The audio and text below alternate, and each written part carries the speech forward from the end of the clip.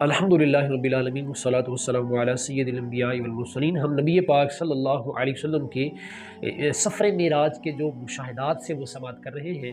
نبی پاک صلی اللہ علیہ وسلم فرماتے ہیں، میں نے دیکھا کہ کچھ لوگ ہیں، ان کے شرمگاہ کے اگلے اور پچھلے مقام سے کچھ چیتھڑے لٹکے ہوئے ہیں، اور وہ بڑی ہی دردناک قسم کی عذابات کے اندر مبتلا ہیں، اور جہنم کے کانٹے اور پتھر اٹھا اٹھا کے وہ کھا رہے ہیں۔ تو حضور نبی پاک صلی اللہ تعالی علیہ وآلہ وسلم نے ارشاد فرمایا کہ جبرائیل یہ کون سے لوگ ہیں؟ عرض کی یا رسول اللہ وہ لوگ ہیں جو زکوٰۃ نہیں دیا کرتے تھے، حالانکہ زکوٰۃ ایک انتہائی کم حصہ ہے اللہ کی بارگاہ میں خرچ کرنے کا، 100 میں سے 2.5%۔ یوں سمجھیں کہ اگر آپ کے پاس 100 روپے ہیں تو 2.5 روپے آپ نے اللہ کی راہ میں خرچ کرنے، یہ ویسے میں نے مثال دی ہے بلا تمثیل و تشبیہ، تو 2.5% زکوٰۃ اللہ کی راہ میں دی جاتی ہے۔ اور فرمایا جب وہ لوگ ہیں جو اللہ کی راہ میں زکوٰۃ نہیں دیتے تھے۔ حضور نبی پاک صلی اللہ علیہ وسلم فرماتے ہیں کہ میں چل رہا تھا تو میں نے کیا دیکھا، کچھ لوگ ہیں ان کے سامنے ایک انتہائی بھنا ہوا مزیدار قسم کا گوشت پڑا ہے، اور ایک طرف مردار اور بو والا گوشت، اس میں سے بو آ رہی ہے وہ پڑا ہے، اس میں سے پیپ بہ رہی ہے، گندا گوشت۔ تو سرکار صلی اللہ علیہ وسلم فرماتے ہیں وہ لوگ وہ پاکیزہ وہ معطر گوشت چھوڑ کر وہ گھٹیا قسم کا بدبودار گوشت کھا رہے ہیں۔ اور نبی کریم صلی اللہ علیہ وسلم نے فرمایا جبرائیل یہ کون سے لوگ ہیں کہ جو اتنا لذیذ اور اچھا گوشت چھوڑ کر یہ گندا گوشت اور بیکار اور گھٹیا گوشت بدبودار گوشت کھا رہے ہیں جس میں سے پیپ اور خون بہ رہا ہے؟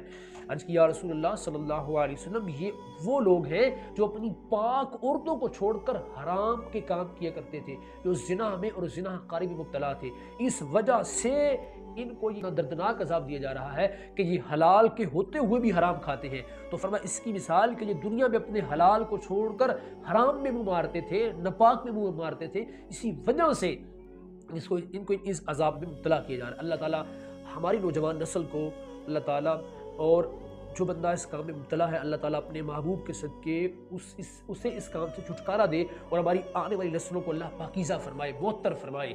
حضور نبی پاک صلی اللہ علیہ وسلم نے فرمایا میں نے دیکھا کچھ لوگ ہیں ان کے پیٹ مکان کی طرح ہیں، اور اس میں سانپ اور بچھو صاف واضح نظر آتے ہیں۔ نبی پاک علیہ السلام نے فرمایا یہ کون سے لوگ ہیں؟ کہ یا رسول اللہ صلی اللہ علیہ وسلم یہ وہ لوگ ہیں جو سود کا لین دین کرتے ہیں، یعنی کہ سود کے لین دین کی وجہ سے ان کو اس عذاب میں مبتلا کیا گیا ہے۔ تو اللہ تبارک و تعالی ہم سب کو اس گندے جرم سے بچائے اور سود جیسی ناپاک مرض سے بھی بچائے، کیونکہ قرآن مجید میں 2 اشخاص کے ساتھ اللہ نے اعلان جنگ کیا ہے، ان میں سے ایک جو اللہ تعالیٰ کے نیک بندے کے ساتھ دشمنی رکھے، اور دوسرا جو سود کا لین دین کرتا ہے۔ تو اللہ تبارک و تعالیٰ ہمیں ان تینوں خسرتوں سے بچائے، اور حضور علیہ السلام کی معراج کا صدقہ ہم سب کو عمل صالح کی توفیق عطا فرمائے۔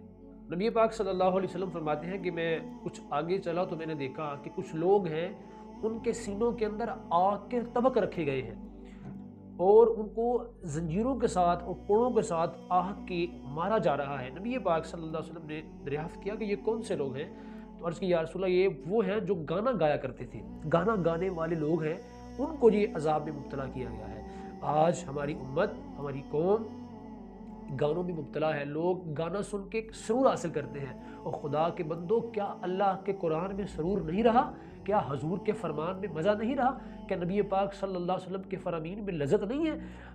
کیوں وجہ کیا بنی؟ سارا قصور ہمارے بڑوں کا ہے، انہوں نے ہمیں محمد کے مصطفیٰ علیہ السلام کے قرآن اور حضور کی زبان سے نکلے ہوئے فرمان کو ترک چھڑوا کے ہمیں دنیا داری میں لگا دیا ہے۔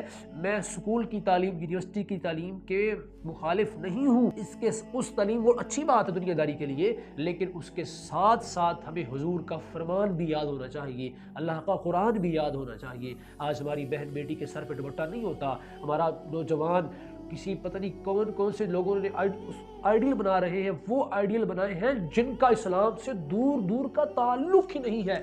خدا کا نام ہے ایسے لوگوں سے بچیں جن کا تعلق اسلام سے نہیں ہے، جو اسلام کی الف کو بھی نہیں جانتے۔